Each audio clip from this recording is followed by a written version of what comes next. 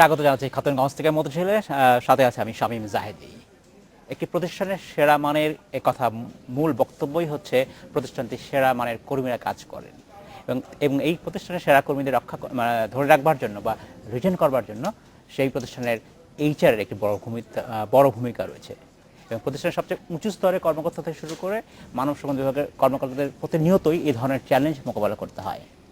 আজ আমরা আলোচনা করতে চাচ্ছি প্রাতিষ্ঠানিক সাফল্যে এমপ্লয়ি রিটেনশনের ভূমিকা নিয়ে। এই নিয়ে কথাবার্তা আমাদের সাথে স্টুডিওতে রয়েছেন ফেডেক্স জিএসপি বাংলাদেশের হেড অফ এইচআর জনাব এম এ মান্নান এবং নর্থ সাউথ বিশ্ববিদ্যালয়ের ম্যানেজমেন্ট বিভাগের অধ্যাপক ডক্টর এম খসরু মিয়া।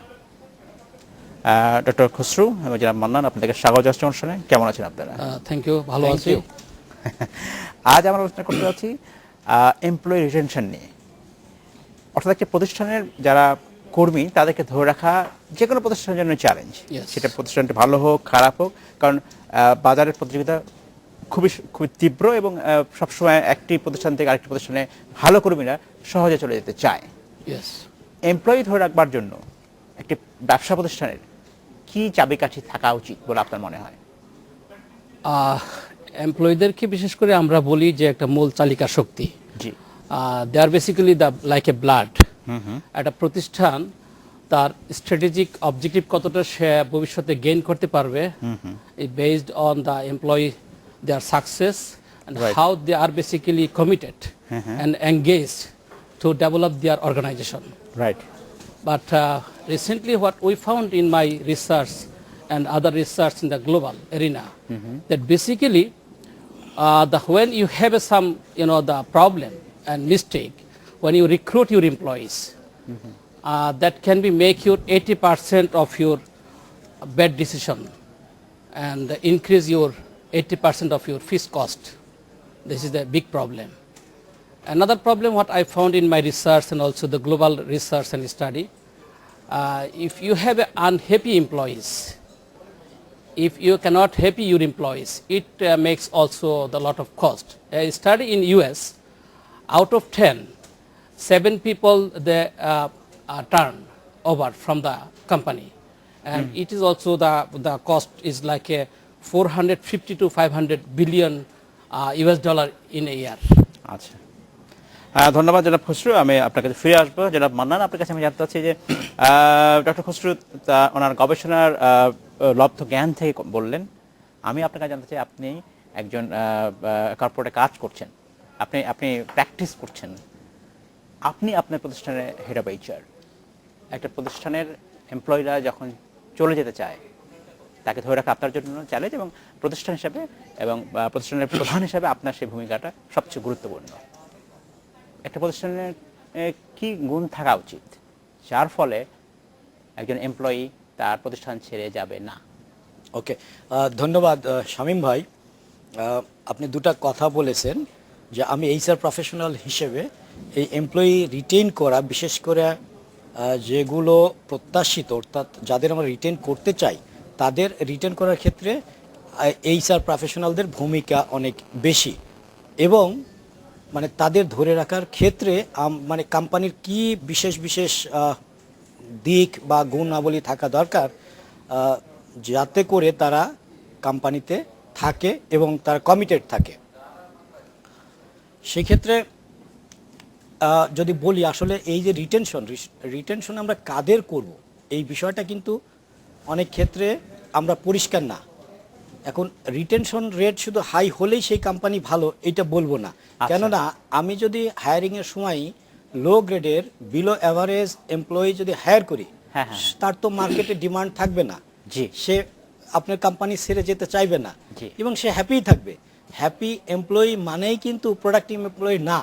আপনাকে রিটেন করতে হবে যারা প্রোডাক্টিভ, যারা কন্ট্রিবিউট করতে পারে, যারা ট্যালেন্ট, যারা ক্রিয়েটিভ, তাদের রিটেন করতে হবে। তো তাদের রিটেন করার ক্ষেত্রে কোম্পানির ডেফিনেটলি সেই মানের বিভিন্ন, এটা হলো অনেক বিষয় আছে, এত অল্প সময় আসলে সব বিষয় বলাও কঠিন, বাট মূল বিষয়গুলো যদি আমি বলি, হায়ারিং তো ডেফিনেটলি খুবই ইম্পর্টেন্ট, ঠিক আছে। সেই ক্ষেত্রে আপনি হায়ারিংয়ের সময় যে কোম্পানির যে সুযোগ সুবিধা, তার যে কেরিয়ার প্রোগ্রেশন, কেরিয়ার গোল, এই বিষয়গুলা মানে ওই ইন্ডিভিজুয়ালকে পরিষ্কারভাবে জানাতে হবে।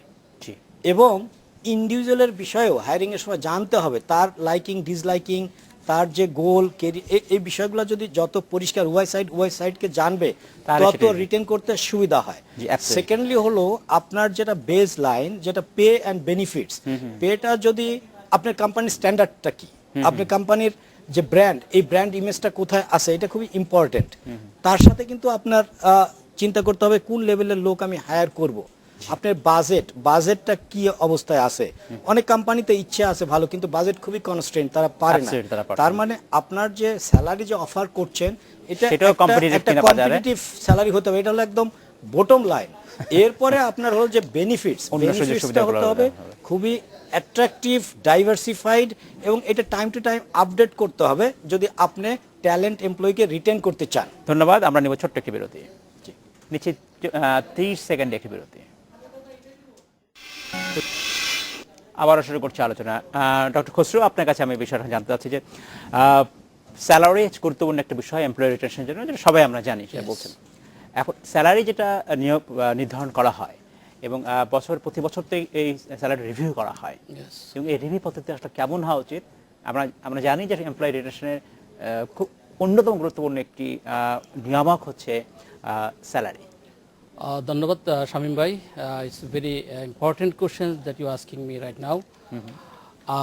Basically salary increase based on the company policy, and government also increase the increment of the employee salary, and based on this inflation of the economy, it can be based on the some companies say 5%, some company takes say 7%, 10%, even though inflation inflation সাথে adjust করা হয়। But the thing is when you have আপনার যখন প্রাক্তন কর্মী রয়ে গেছে যারা লাস্ট 10-20 ইয়ার্স ধরে কাজ করছে, জি, how you can be adjusted with the new recruitment, the people you are recruiting right now. And I think that from my experience, teaching and research, there are huge discrimination that I found in organization in Bangladesh and outside of Bangladesh. The people working since 10 or 20 years before, then when you are recruiting the right now, the employees, the salary is like a 30-40% is differences. আচ্ছা, So in that case, your existing employees getting more depressed. I mean, they are discriminated. Now the theory says that there are some salary compression issues you can be apply, or to some extent you can be apply some equity concept. But the experience says most of the organizations are not following that sort of concept executed to their employees. আচ্ছা, And that's why company basically lost their talent, the experienced employees, and which is cost also. A study is by the Cambridge University is $4 billion, and it is UK situation. So as we have no any the perfect research and study in Bangladesh. absolutely. So we need to be also go to this study and check it that what basically the compensation we have to pay. ধন্যবাদ doctor Khasru. আমি আপনার কাছে ফিরে আসবো।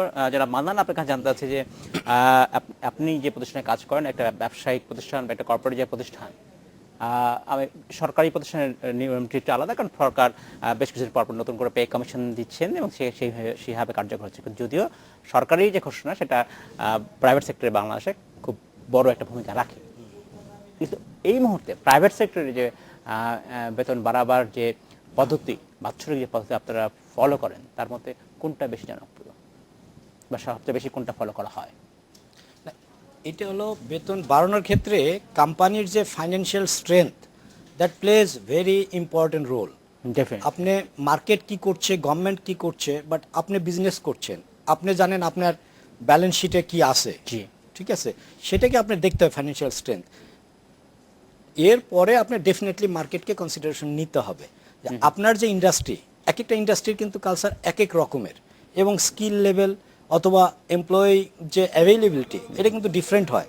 তো in that case আপনার same লাইনের industry দেখতে হবে যে তাদের পেমেন্টটা কি আছে।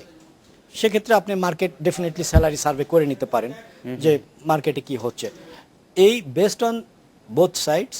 এবং অ্যাট দি সেম টাইম আপনার যে কোম্পানির পলিসি, আপনি কোন ক্যাটাগরির এমপ্লয়ি রিটেন করতে চান, নিয়োগ দিতে চান, সেটাও সেটা নির্ধারণ করা অবশ্যই ইম্পর্টেন্ট। right. আপনি যদি মিডিওকার চান তাহলে আপনার পেমেন্টটা মিডিওকার হলেও হবে, বাট আপনি যদি মার্কেট থেকে ট্যালেন্ট হায়ার করতে চান, যারা আপনি যদি যে কোনো ক্ষেত্রে কম্পিটিটিভ যে এজ, এই কম্পিটিটিভ এজটা এনজয় করতে চান, ডিসক্রিশনারি পারফরমেন্স চান, আপনি যে কোনো চেঞ্জিং সিচুয়েশান, এই যে টেকনোলজি চেঞ্জ, গ্লোবালাইজেশন, যত রকমের যে চেঞ্জগুলো আসছে, এইগুলাকে যদি আপনি দক্ষভাবে মোকাবেলা করে সামনে থাকতে চান, তাহলে আপনাকে ট্যালেন্ট হায়ার করতে হবে। তো নিঃসন্দেহে। সেই ক্ষেত্রে আপনার পে স্ট্রাকচারটাও হবে অ্যাবাভ দি মার্কেট। অ্যাবসলিউটলি, ধন্যবাদ। আপনাকে Above ফিরে the আসবো, আপনার কাছে ফিরে আসবো।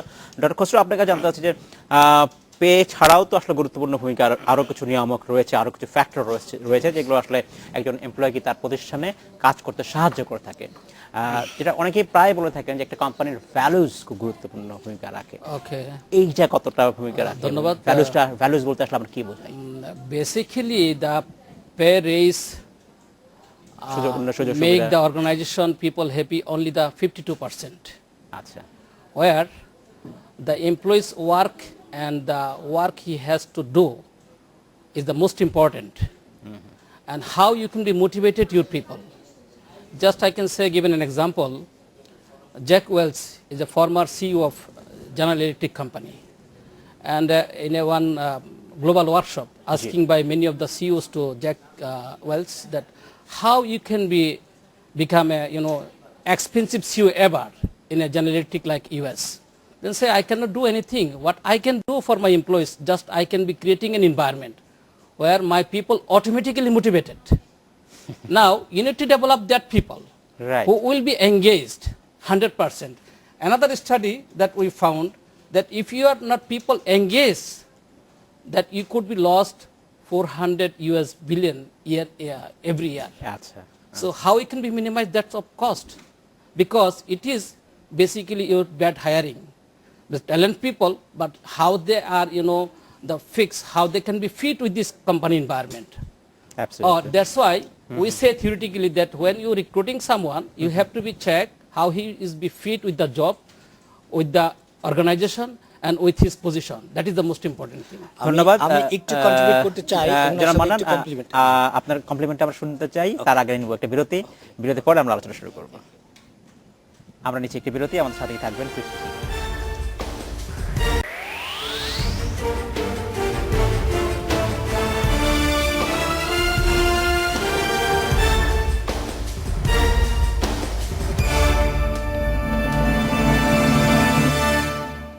স্বাগত আরেকবার খাতুনগঞ্জ থেকে মধ্যে ছিল। আজ আমরা আলোচনা করছি প্রাতিষ্ঠানিক সাফল্যে এমপ্লয়ি রিটেনশনের ভূমিকা নিয়ে। এ নিয়ে কথা বলতে আমাদের সাথে স্টুডিওতে রয়েছেন ফেডেক্স জিএস বাংলাদেশের head of HR M A Mannan এবং নর্থ সাউথ বিশ্ববিদ্যালয়ের ম্যানেজমেন্ট বিভাগের অধ্যাপক ডক্টর এম খসরু মিয়া। ডক্টর খসরু এবং যারা মান্নান, আপনাকে স্বাগত জানাচ্ছি আরেকবার। যারা মান্নান, বিরতিতে যাওয়ার আগে আমরা কথা বলছিলাম যে ভ্যালুজ কি দরকার, যে কারণে শুধুমাত্র আর্থিক সুবিধা নয়, কি কি ভ্যালুজ থাকলে একটি প্রতিষ্ঠানে এমপ্লয়ি রিটেন করা সহজ হয়। আপনার প্রশ্নের সাথে আমি আরেকজন দর্শকের একটা প্রশ্ন, একই ধরনের প্রশ্ন, সিমিলার কোশ্চেন নিয়ে নিচ্ছি। কানিজ, উনি জানতে চাচ্ছেন স্যালারি ইম্পর্টেন্ট, বাট কোম্পানি আর কি কি করতে পারে এমপ্লয়ি ধরে রাখবার জন্য? ইন্টারেস্টিং। এই কি করতে পারে, এই ক্ষেত্রেই ভ্যালুসটা খুবই ইম্পর্টেন্ট। একটা কোম্পানি মূল ভ্যালুস কি, মানে কোর ভ্যালু যেটা আমরা বলি, পারপাসটা কি, পারপাসটা যদি ইম্পর্টেন্ট হয়, ভ্যালুসগুলো যদি খুব মিনিংফুল হয়, এবং সেইগুলো শুধু মানে কোম্পানির সুন্দর ভ্যালুস থাকলেই হবে না, আপনাকে অ্যাক্রস দি অর্গানাইজেশন কমিউনিকেট করতে হবে, so that each and every employee ওই ভ্যালুস খুবই ভালোভাবে অবগত থাকে এবং সেটা বিলিভ করে, ওন করে। এটা খুবই ইম্পর্টেন্ট। সেই এনভায়রনমেন্টটা তৈরি করতে হবে, যেটা বলতে চাচ্ছি। এবং ভ্যালুসগুলো যত ইম্পর্টেন্ট হবে, যত ক্লিয়ার হবে, তত যারা কাজ করে এমপ্লয়িরা, তারা তত ভালোভাবে কাজটা করবে। এটাই হলো খুব স্বাভাবিক নিয়ম। ডেফিনেটলি স্যালারি সব কিছু না, বাট ডেফিনেটলি স্যালারি একটা লেভেল পর্যন্ত ইম্পর্টেন্ট। এবং একটা কথা প্রচলিত আছে যে এমপ্লয়িরা কোম্পানি ছাড়ে না বা ম্যানেজমেন্ট ছাড়ে না, ব্যাড ম্যানেজার, অর্থাৎ ম্যানেজার যদি ভালো না হয়, তার সুপারভাইজার যদি ভালো না হয়, তার সাথে যদি বনিবনা না হয়, তখন সে কোম্পানি ছেড়ে দেয়। তো এমপ্লয়ি এবং মানুষের একটা সহজাত প্রবৃত্তি খুবই ইম্পর্টেন্ট, সেটা হলো মানুষ রিকগনিশন চায়। আমি যে কন্ট্রিবিউট করলাম, আমি যে হার্ড ওয়ার্কিং, আমি যে মানে আমার যে গুরুত্ব আছে, এই বিষয়টা কিন্তু তারা ফিডব্যাক চায়। তার মানে রিকগনিশন, সেটা আপনি টাকা দেন বা না দেন, অ্যাটলিস্ট যদি থ্যাংক ইউ বলেন, আপনি যদি সুন্দর করে কথা বলেন, এটাই অনেক। তা এই কমিউনিকেশনটা খুবই ইম্পর্টেন্ট। এটাও অনেক জায়গায় হয় না, সবসময় আমরা ভুল ধরি। আমরা কিন্তু তার সঠিক জিনিসটাকে হাইলাইট করি না, শুধু ভুল ধরার জন্য আসি। এই জন্য Positive হতে হবে, ইতিবাচক হতে হবে, ফিডব্যাকটা খুবই ইম্পর্টেন্ট। এর সাথে যেমন আজকালকার যুগে যে বিষয়টা খুবই টক অফ দি ডে, সেটা হলো ওয়ার্ক লাইফ ব্যালেন্স। কারণ দুইজনই কাজ করে, হাজব্যান্ড ওয়াইফ, তো দেখা যাচ্ছে দুইজনই যদি তাদের ফ্লেক্সিবিলিটি না থাকে, টাইম ফ্লেক্সিবিলিটি, তাহলে কিন্তু সেই চাকরিটা সে ভালোভাবে করতে পারে না, করতে চায় না। যার ফলে টাইমে ফ্লেক্সিবিলিটি থাকাটা ভালো, সো দ্যাট তার পার্সোনাল যে বিষয়গুলো, ফ্যামিলির যে বিষয়গুলো, সেটা অফিস থেকে সোশ্যাল কেয়ার যে করতে ইম্পর্টেন্ট, পারে। হ্যাঁ, ওই জায়গাগুলো যেন তারা মানে ব্যালেন্স করতে পারে, তারা ওখানেও অ্যাটেনশন দিতে পারে। এখন কোম্পানিগুলোকে ট্যালেন্ট যদি রিটেন করতে চায়, জি। যারা আসলে কন্ট্রিবিউটিং ফ্যাক্টর এবং যারা খুবই প্রমিজিং এবং পোটেনশিয়াল, Right. এইগুলোকে রাখতে গেলে তার ভালো মন্দ, বিশেষ করে তার কেরিয়ার গোলটার দিকে তাকাতে হবে। তার কেরিয়ার গোল কি, তার এক্সপেকটেশন কি, সেই কেরিয়ার গোল এবং এক্সপেকটেশনের সাথে যখন আপনার কোম্পানির কেরিয়ার গোল এক্সপেকটেশনের সুন্দর মার্চ করতে পারবেন, তখন এটা কিন্তু হবে। আপনি ট্যালেন্টকে রিটেন করতে পারবেন, তাকে ইউটিলাইজ করতে ধন্যবাদ পারবেন। ধন্যবাদ properly। জনাব মান্নান। আমি আপনার কাছে ফিরে আসবো। ডক্টর খসরু, আপনার কাছে জানতে চাচ্ছি যে যে প্রশ্নটা ছিল আমাদের যে একজন দর্শকের, যে স্যালারি ছাড়াও কি কি করা যেতে পারে, এই কি কি করার জন্য কি কোনো আর্থিক ব্যয় করতে হয় কিনা company? No, because you know this the globalization. Right. Our freshers or the talent people, those who say, I mean, the newly develop their knowledge, they are not very concerned about their salary. Rather than they are very concerned about their how you respect them, what sort of working environment you provided them. I mean, like they want to make the work-life balance. They want to see that what would be their career path from now on 10 years after, how they develop their career. They want to see that what sort of, not only the payment, that think about their services and the benefits, what the benefits they're basically receiving from the company. They also think about this, what the opportunity they have, they can be learn and develop themselves.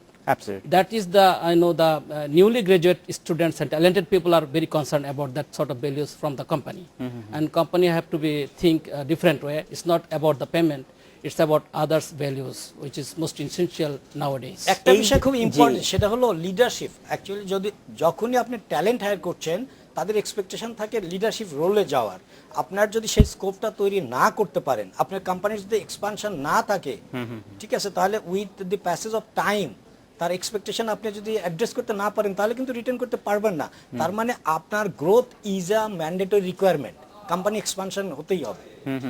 Otherwise আপনি ধরে রাখতে পারবেন না। Absolutely, সেটা নিশ্চয়ই ভালো কর্মী ভালো প্রতিষ্ঠানে চলে যাবে। Yes. এবং যে চ্যালেঞ্জ প্রতিষ্ঠান ক্রিয়েট থাকবে করতে না। হবে। মানে একটা পর্যায়ে কি, যখন আমি আমার স্কিল লেভেল অনেক হাই, আমার কনফিডেন্স লেভেল যখন অনেক হাই, ডেফিনেটলি তো আমি চাইবো বেশি চ্যালেঞ্জ নিতে। এই চ্যালেঞ্জটা যদি আপনি ক্রিয়েট করতে না পারেন, কিভাবে একজন অ্যাম্বিশাস লোককে ধরে রাখবেন? ভালো বসের ভূমিকা কেমন হওয়া উচিত, কেমন বস হওয়া উচিত যাতে এমপ্লয়ি থাকতে পারে, সেটা কি Boss করতে have to be a very good, create a friendly working environment. আচ্ছা, So it's not the traditional boss. I mean, this is the globalization age. G, Boss need to be just like his mentor. Sometimes it can be counseling. Sometimes boss should be always behind of the person where he can be need. It's like on the job training program. It's like a job rotation technique. So then boss always must be with these employees, and he always the cooperative each other. Always need to be create some sort of working friendly environment where people can be enjoy the work. Otherwise, you can retain your talent এই employees. ক্ষেত্রে হলো আমি একটু বলি, সেটা হলো যে বসের রোলটা কি, administrative exercise, system, process, policy যতই করেন, মানে উইথ অল দিস আপনি যে পারফরমেন্স, সেটা একটা লেভেল পর্যন্ত অ্যাচিভ করতে পারবেন। But beyond that extra ordinary যদি কিছু করতে চান, তাহলে সেইখানে ইন্সপায়ারিং রোল, যেখানে খুবই মোটিভেশনাল, সাপোর্টিভ, ওকে, সেইখানে কিন্তু আপনার ওই বসের যে অ্যাডমিনিস্ট্রেটিভ যে ফাংশনগুলো, ওখান থেকে বের হয়ে ইন্সপাইরেশনাল ওই রোলে আসতে হবে খুব বেশি। Yes. যে ইউ এবং ক্যান ডু এবং ইট। It has to be supportive. এবং ডে টু ডে এফোর্টসের কাজ আসলে একজন এমপ্লয়ি দেখা হচ্ছে, এবং এখানে ডেলিগেশন একটা Yes. গুরুত্বপূর্ণ ভূমিকা রাখা হচ্ছে সেক্ষেত্রে। Because of এবং we need আরেকটা to be জিনিস আমি motivate your এখানে team. একটু অ্যাড করে দিই, সেটা হলো যে আমাদের দেশে হচ্ছে কি, বসেরা মার্কেট বুঝে, সেলস বুঝে, অ্যাকাউন্টস বুঝে, সব বুঝে এইগুলো, ঠিক আছে, প্রোডাকশন বুঝে, চমৎকার, কিন্তু মানুষ বুঝতে চায় না। বাট মানুষ যে এখন এত বেশি পোটেনশিয়াল, তারাই কিন্তু আপনার বিজনেসকে আসলে যে কম্পিটিটিভ আমার হাতে একদম সময় কম, ডেলিগেশনের ভূমিকা কত হতে পারে, খুবই সংক্ষেপে বলতে হবে যে ডেলিগেশনের ভূমিকা কতখানি? Boss need to be delegate their works, I Absolutely. mean, to their subordinates. So in that case, subordinate can feel free to communicate each other, Absolutely. where the boss need to be appreciate them, board needs to be recognize them, and boards need to be given a guideline. ধন্যবাদ I mean, the ধন্যবাদ pathway where they ধন্যবাদ can be developed their ধন্যবাদ business. Doctor Khusro, ধন্যবাদ জনাব ইমাম মান্নান। আজকে শেষ করতে হচ্ছে, ভবিষ্যতে নিশ্চয়ই আপনার সাথে আমরা আবার কথা বলবো। Thank you. এই ছিল আজকের আমাদের খাতুনগঞ্জ থেকে মতিঝিল। আমাদের সাথে থাকবেন, দেখা হবে আবার।